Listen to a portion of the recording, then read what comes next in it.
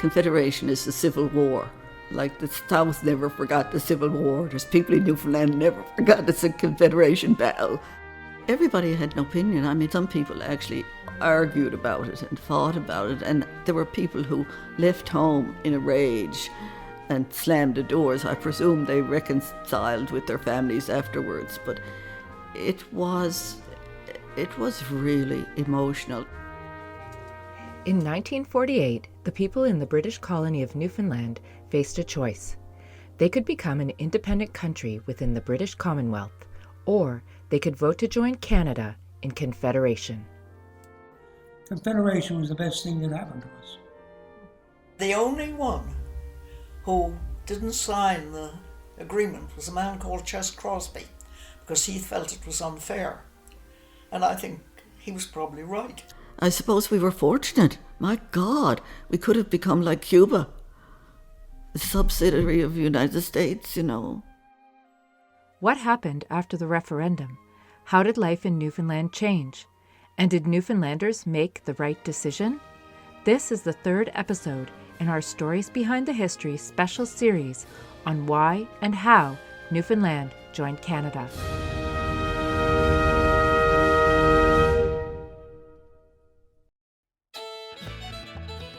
In the first two episodes of this series, we discovered how Newfoundland went from a North Atlantic fishing station to a self-governing dominion within the British Empire.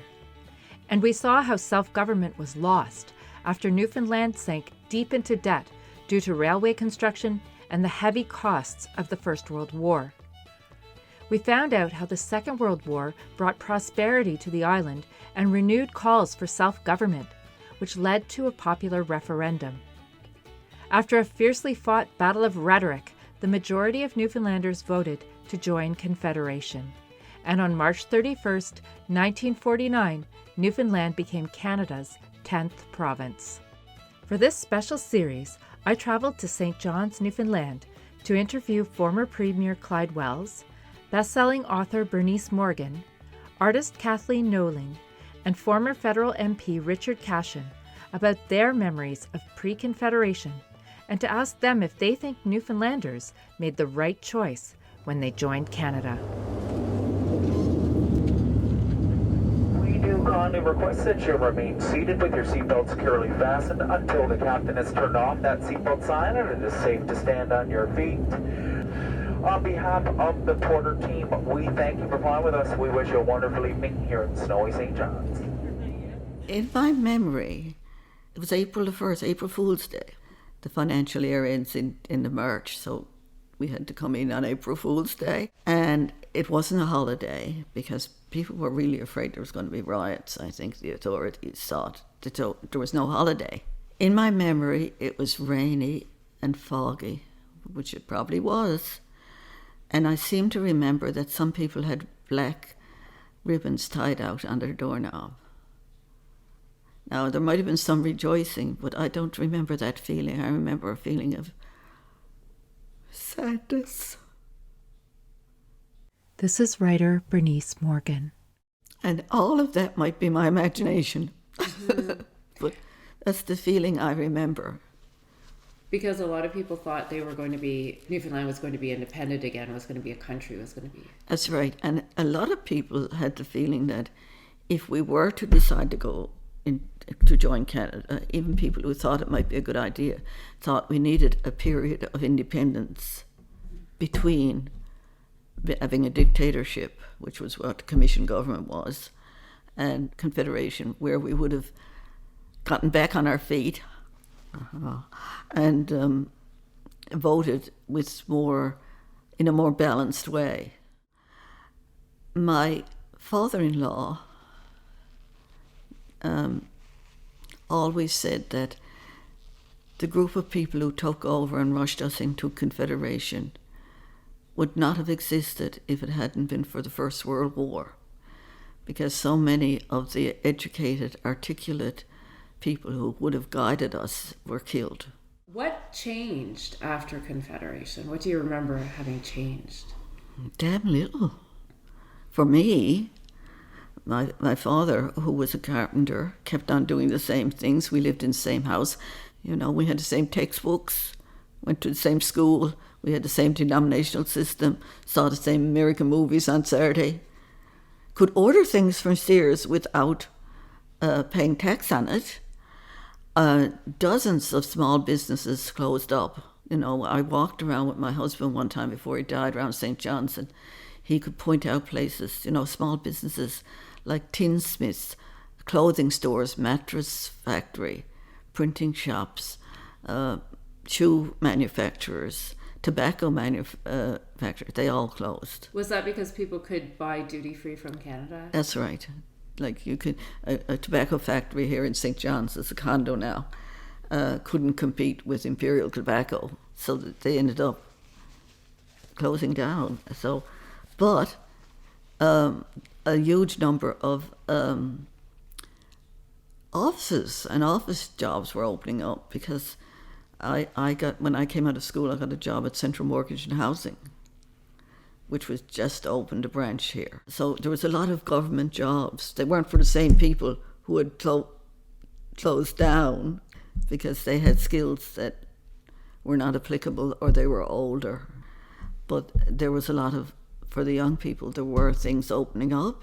When you look back, do you think it was the right decision? I wish we could have made it under less duress. I wish, but I think that's to think that that kind of thing could have happened without an orator like Smallwood and without underpinnings of manipulation. I don't think it happens anywhere in the world. So I think it was inevitable that it would happen. I have really bad, bitter feelings about what happened to the fishery and to many other things, the forest, the mining. What we've become here in Newfoundland is exporters of raw material. We export raw material, which means we export jobs, and we import the finished product. And that can only be sustained as long as we have a good communication and ships coming in and out. If it's cut off, as we discovered in COVID, as Canada, in fact, discovered in COVID, because Canada is becoming more and more of the same kind of offshore bringing things in. If you don't make things inside your own country, there are times when you are going to be really shortchanged and in terrible emergency. But here we make almost nothing. And do you think that would have been different if Newfoundland had remained independent? It would have been different if we'd had a good government, which is a dream. I think that the fact that there's federal government as well as a provincial government does install a certain degree of checks and balances into the political system. Huge amount of bureaucracy and payoffs and things, but also a certain amount of let's not do that, or let's think about it twice. We rarely think about it twice, of course, but our history is just terrible. It's just graft and mistakes, and I do think that the federal government might put a little bit of sanity into the system sometimes. Also bail us out occasionally. So, on the whole, the right decision or not? You sound really ambivalent. Maybe I am ambivalent. Yeah. I am very ambivalent. And maybe that makes sense. I mean, maybe there are pros and cons, right? In a perfect world, but there's not a perfect world. And people are manipulated and bribed in every situation. So in a perfect world, what would a perfect world have been, do you think? A perfect world would have been that we would have had 5 or 10 years of independence with some intelligent government and someone who knew debit from credit and controlled our resources. And if we had to sell them, sold them to the highest bidder, not gave them away, as Smallwood gave them away. Absolute, chaos. But that's not going to happen. You don't see that anywhere, I suppose we were fortunate. My God, we could have become like Cuba, a subsidiary of the United States,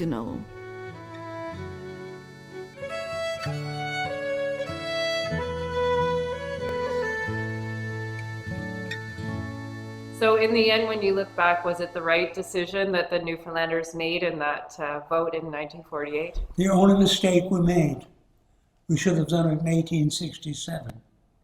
That's Richard Cashin, and he is, of course, talking about the original Canadian Confederation of 1867 that brought together Upper Canada, Lower Canada, Nova Scotia, and New Brunswick. Newfoundland had participated in one of the Confederation conferences at that time, but had chosen not to join.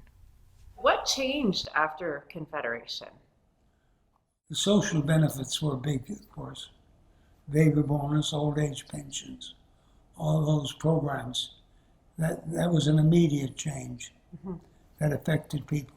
And then we had the government of Canada taking over certain of the responsibilities that would have been Newfoundland's, and they had money, so the whole thing was very beneficial. And who gave us Confederation? The women. Why? Why was it the women who gave us Confederation? 2 reasons. Generally, they're smarter. Okay. And the baby bonus and all that. And also, they're the ones on the front line. They had to worry about what was happening in daily lives. Who were women? They had to bring up children. Where the hell were the husbands? Working in Labrador, or where the hell it was. Were there any negatives? Were there any people who didn't benefit from it? There was always the odd one that would still grumble about it. And then in the 70s, these things happened with young people. I used to call them the rubber booters. They thought, well, Newfoundland should have been independent. And I remember once being in a pub. Now my late wife's family, of course, was Confederate of Placentia Bay, and her uncle was a priest of Confederation. Of course, she had traveled around with her father into these desolate little spots. I remember once in this pub, the Duke of Duckworth, we used to have a good gathering, and my wife was meeting me there, and this guy, one of the romantics, said, oh, here comes your wife, I'd like to meet her. I said, if you talk that crap, you better have a jockstrap on. Because she wouldn't tolerate that. Is there still a Newfoundland independence movement? If there is, it's in the head of 1 or 2 people. I don't think there ever was such a movement. It was never, nothing serious. There were a few people that talked about it, but that was probably inflamed by a few too many rums.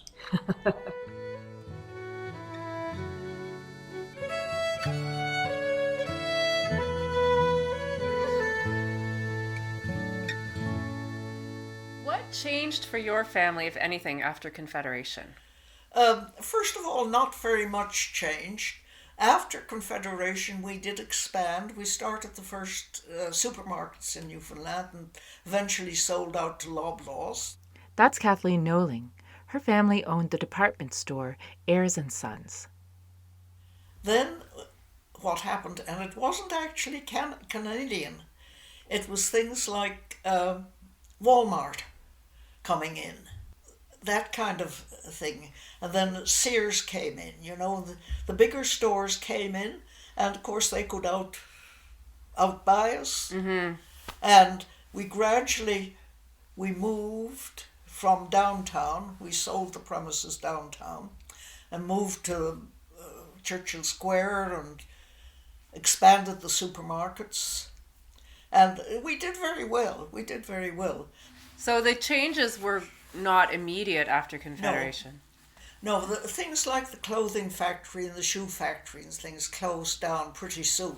But for a long time, Doc Martens were produced around the bay in Carbonear, I think. Oh, I didn't know that. Yeah, and then they closed down too. But changes happen. Do you think it was the right decision overall, looking back? Well, I think it was the right decision done in the wrong way. Okay. Let's vote for independence. Get our House of Assembly, then we'll debate Confederation with Canada. That's the way to think about it carefully. I think we probably would have voted to join Canada. I think we would have made a tougher bargain, which I think we should have made a tougher bargain. Joey never bargained. He kind of You know, this was his big triumph. And the only one who didn't sign the agreement was a man called Ches Crosby, because he felt it was unfair. And I think he was probably right. Well, what do you think Newfoundland should have gotten that it didn't get? I don't really know enough about it. I think we would have had more protection for our fishery. I think we would have had possibly more investment in some kind of infrastructure. You see, central Canada has been pretty brutal to the Maritimes. Are you from central Canada? I am from Ontario, I confess. Well, when ships landed in Halifax, that Halifax was very prosperous, and the goods went up to central Canada. Now with the St. Lawrence thing, the ships sail up, they bypass Halifax, they bypass the Maritimes, they bypass Newfoundland. Yeah. And I think that perhaps the Maritimes, I wonder if perhaps the Maritimes shouldn't unite.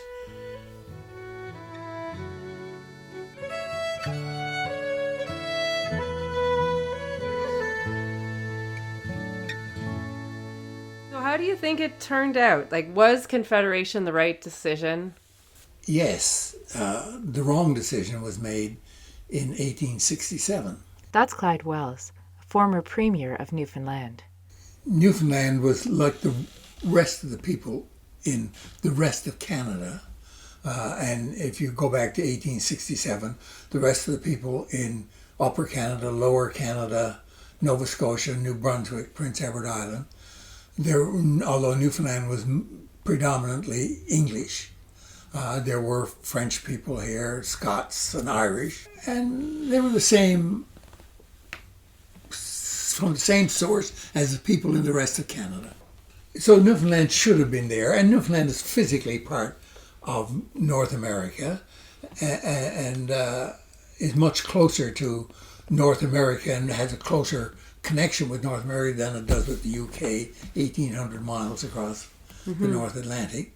Why do you think it was a better outcome for Newfoundland to become a province of Canada than to go back and become its own country? We were too small a population, and we wouldn't have an economic union with Canada. Trade with Canada would be barred and interfered with by customs barriers, protectionist provisions, and so on. We couldn't really. We were too small an entity competing in the North Atlantic. So we became a province of Canada like every other province of Canada. Yeah. That sums it up. And that's all it could be. Can you imagine the political furor that would have created in Nova Scotia if Newfoundland had special terms? So these nationalists in Newfoundland of the last 3 or 4 decades, and there's some of them still around, it was terrible. We should have had our own government so that we could negotiate a better deal at Confederation. We could not have negotiated a better deal because the deal we got was that we became a province like every other province, and the British North America Act applied to Newfoundland as fully and to the same extent. What do you think drove Joey Smallwood to be so passionate and so committed to Confederation? He was an old-style liberal politician in Newfoundland prior to suspension of self-government in 1934. And he was an admirer of Richard Squires, who was one of the last premiers, and a bit of a scoundrel, or quite a scoundrel, not just a bit of a scoundrel.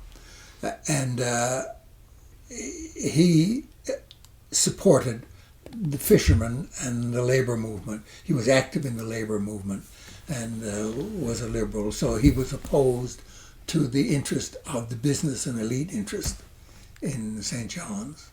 And he saw that Newfoundland would not really make it on its own again if it went in, that Confederation was the only sensible thing to do. And despite my differences with him, and he had a great bitterness toward me in the last years of his premiership.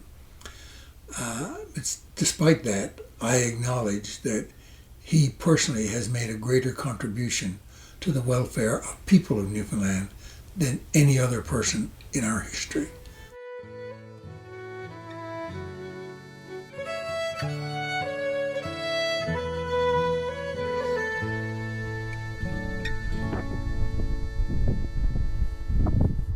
I'm standing here on Signal Hill, looking out at St. John's Harbour on the one side and the Atlantic Ocean on the other. And I'm thinking that if Newfoundland benefited from joining Canada, then it's equally true that Canada benefited when Newfoundland and Labrador came aboard. Newfoundland and Labrador have a wealth of natural resources, from the fisheries to offshore oil, hydroelectricity, and in the energy future, wind and tidal energy as well. And I'm willing to bet that on a per capita basis, Newfoundland and Labrador have contributed more comedians and actors to the Canadian arts and entertainment scene than any other province. Think of Rick Mercer, Mary Walsh, Kathy Jones, Johnny Harris, Mark Critch, to name just a few. And it's not just that. The hospitality and friendliness of the people of Newfoundland and Labrador can only be a positive influence on the Canadian national character. So happy 75th anniversary of Confederation, Newfoundland and Labrador. I'm Kate Jaimet, and this is Stories Behind the History. The Stories Behind the History podcast is produced by Canada's History Society, with special thanks for this episode to Richard Cashin, Kathleen Knowling, Bernice Morgan, Clyde Wells, and Patricia and Jerry O'Brien. If you enjoyed this episode, please subscribe to the podcast and leave us a rating or a review. It helps other listeners to find us. If you'd like to read more stories about Canadian history, why not subscribe to Canada's History magazine? Our beautifully illustrated glossy magazine will be delivered to your home 6 times a year, chock full of interesting stories written by Canada's top historians and journalists. To subscribe to the magazine, go to canadashistory.ca/subscribe. Our theme music is the Red River Jig, performed by Alex Kusterok from his album Métis Fiddling for Dancing. I'm Kate Jaimet. Thanks for joining me.